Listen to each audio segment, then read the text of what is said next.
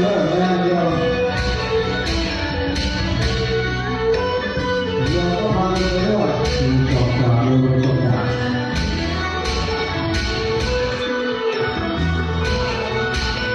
ฮัลโหลฮัลโหล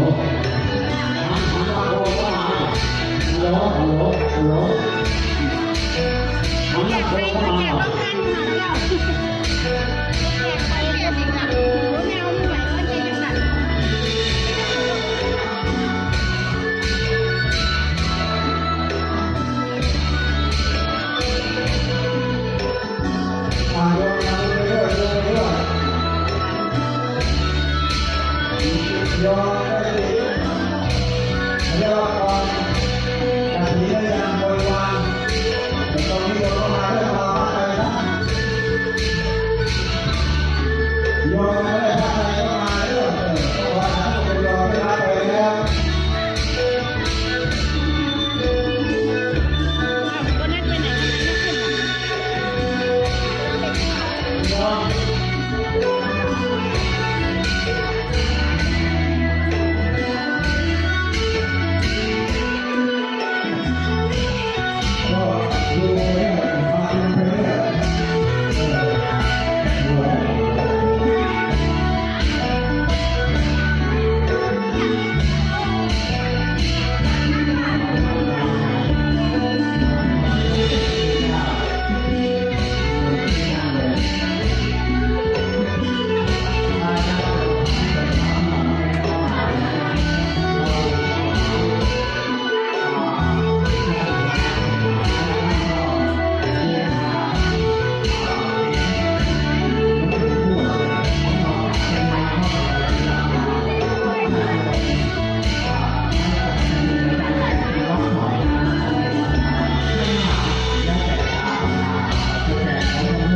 ยุ่งมากเลยที่ว่าเนี่ย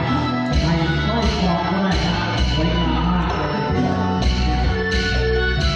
ผู้ช่วยสวยงามมากเลยที่ว่าช่วยกันนิดหน่อยสู้ให้หน้าให้หน้าแต่งหน้าใครได้ชาติให้หน้าทุกคนเราจะมีบุญมากญาติโยมทุกคนครับที่นี่คือสิ่งที่เราตั้งใจที่นี่คือสิ่งที่เราเราจะได้ชื่อผลถึงว่าบุญหนักมากขอทำด้วยทำดีขอให้ท่านโยมตู้สาวด้วยเป็นไปเพราะว่าต้องควรมาแรงเพราะเป็นไงต้องแบบนี้นะคือไม่ทำก็ได้